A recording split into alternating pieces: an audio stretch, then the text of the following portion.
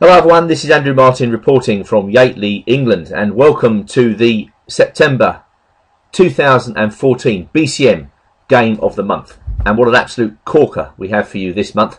It's a game from the Riga Open, which took place in August 2014, and it's the game between Benjamin Bock, 2587, and Riga Rapport, 2704, who is developing a distinct reputation for playing unusual and rather baffling opening variations, with white and black, I might add. Well, Bock is white, and after e4, Rapport responded with d6, the pert move order, but with an early e5, taking us back into the realm of the Philidor, but with the difference that white's knight is on c3 rather than f3. Now, clearly, white can exchange the queens here. I guess if you play this variation with black, you have to be willing to play a queenless middle game. But practice has shown that this type of early queen exchange doesn't hold too many terrors for black. Therefore, Bock, trying to make the most of the white pieces, goes back into a Philidor proper with knight f3. And black plays knight bd7. And it's been a bit of a revelation in the last decade or so, just how resilient the Philidor can be. Black has been getting very reasonable results with this solid, if somewhat cramped, setup to begin with. Bock continues to follow the main line with bishop c4, and Rapport just calmly plays his bishop to e7, which is the main line Philidor. And now comes a4. Slightly unusual in this position, but pretty regular in this line. The main point of a4 is to stop black, or prevent him, or to dissuade him from expanding on the queen side. One of black's main plans here is to play c6 and maybe then b5, gaining space. c6 is a pretty useful move because it stops white from occupying d5. So a4 tries to put a stop to all that early in the game. There are also some lines in this variation where white wants to retreat his bishop to a2, just out of harm's way from any black tactics. So a4 is useful in that regard as well. It's actually worth taking a look in this position at various tactics against f7, because that's the type of thing that excites players about the Philidor defence. Can white get away with this sacrifice? It has been played many times. It's very tempting, and it's based on the tactical line where white's knight comes into e6 and takes on c7, with a fork on e8 and a8. But in this precise position, I think black can get some really serious counterplay by playing his queen out to g6. Of course, all this is very well known theoretically, but it's certainly worth running over again, as not only is it entertaining, it's instructive in the tactics of the open game. So white has to play rook f1 here, and now e takes d4 is good. And the point of this is to release e5 for the knight. White has some problems in this position. Black's main idea, of course, is knight f3 check. There's bishop h3 as well. And if white tries to stop this by playing f3, then black has the splendid move, knight fg4. Opening up the notion that the bishop can come to h4 with check. Black has a serious attack. And I don't think queen d5 check helps either. Black drops his knight back to f7. Note, not king f8 here, when white takes on g4 with check. But knight f7 is good. White reasons that this is taking a black knight out of the attack, but black comes crunching in with check, and then bishop e6. This is super stuff, and after queen b5, black can even take a further time out with g5, just to give his king a bit of air. So strong is the black attack. And if white rescues his knight, well, the black knight comes into f2 with crushing effect. So this is a very interesting line. Going back to bishop e7, obviously white can't be satisfied with that. Can he improve by taking on e5 first? This is another line where the sacrifice on f7 looms. Now, of course, black can take with the knight, but he, for the most part, takes with the pawn and just allows this sacrifice.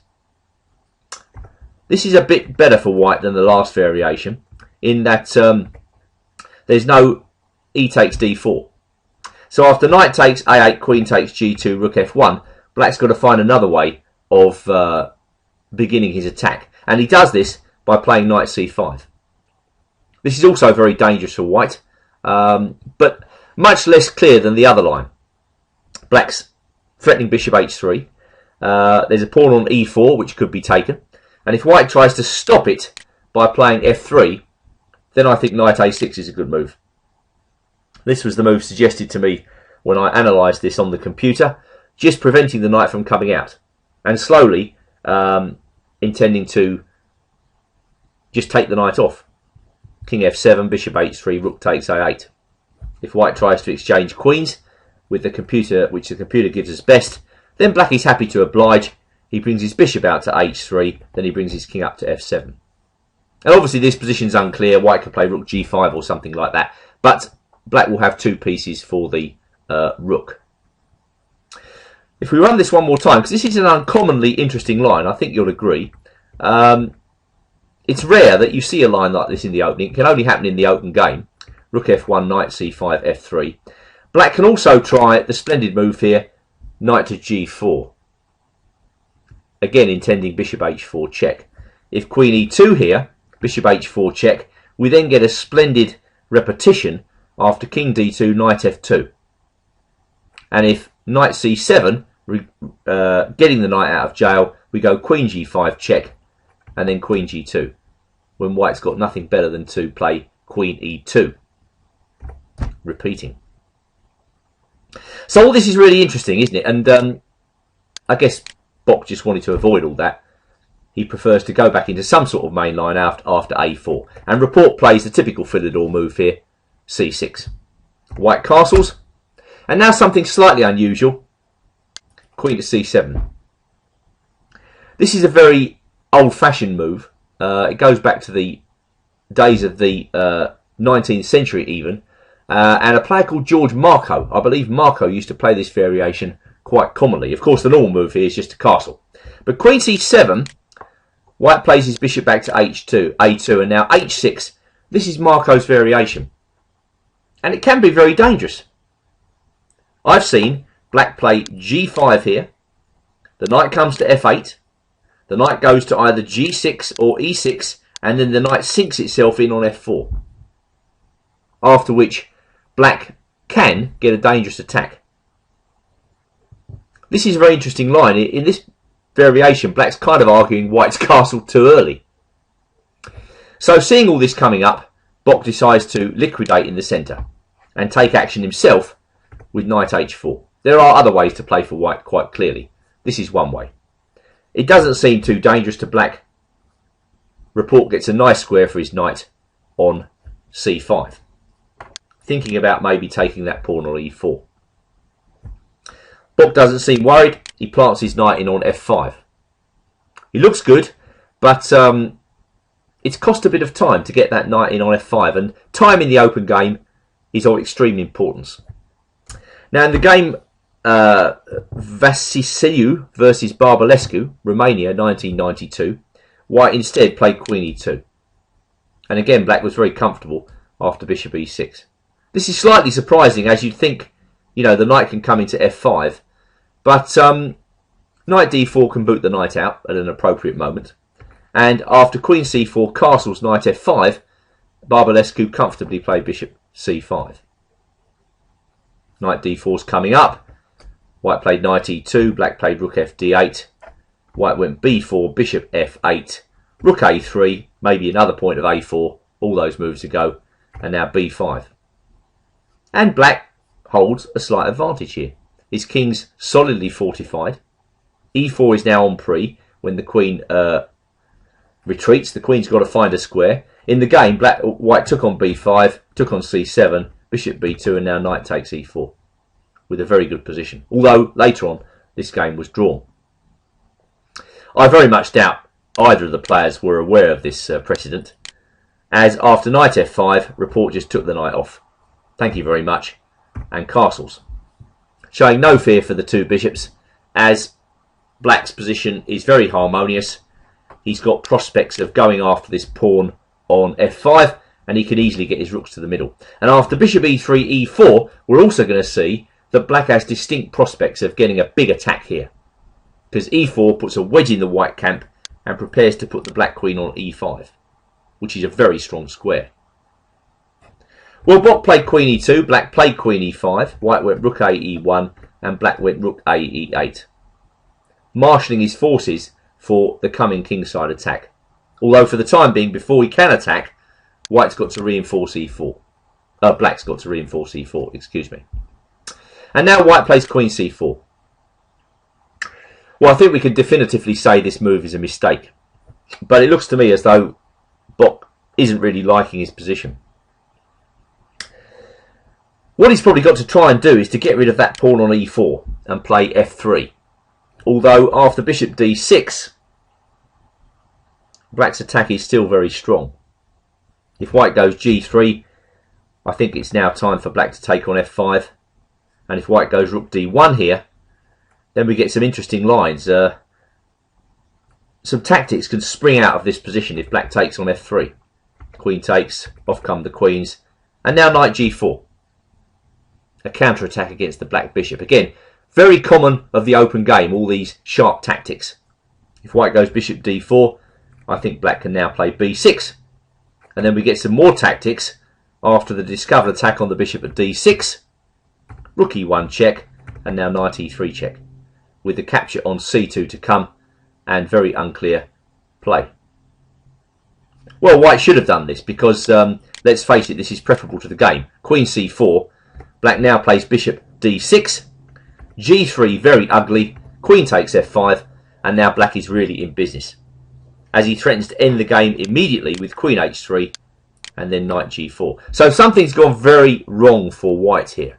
It just goes to show how easy it is, even for experienced grandmasters, to underestimate Philidor's defence. Well, white played bishop d4. Is there anything better? Could he try, for instance, rook d1 here? Then black goes queen h3, and now queen e2, something like this. Well, even here we've got knight g4. White's got to protect h2. We open up lines for our pieces, and now black has a choice between bishop e7 or bishop c7. Even bishop c7 is possible here. And again, sharp tactics rear up after rook takes f7. Now the first point of this is that after rook takes f7, white has the capture on f7 check, queen f1 check, rook takes f1 check, and now he takes on c5. After which he may be okay. But if we run this line once again, black has another very clever response. E takes f3, rook takes f3, bishop c7, rook takes f7. The clever response here is to take on e3. That's a brilliant move. And it actually says to white, well, really, you've got no useful discovered check with your rook. And it's true, he hasn't. You can check this out for yourself. I don't have the time to check all the lines out. But if white, say, goes to take back the knight on e3 by giving a check and then taking, we just play bishop b6. And white is in a hell of a mess here. He really is. If a5, we go takes, takes, and now calmly take on a5. With an extra pawn, the attack, and bishop b6 impending. So I don't think this position now is going to work out well for white, however he plays. He tried bishop d4. Black went knight cd7. White went rook e2. Black played bishop e5. And now white rather desperately took on a7.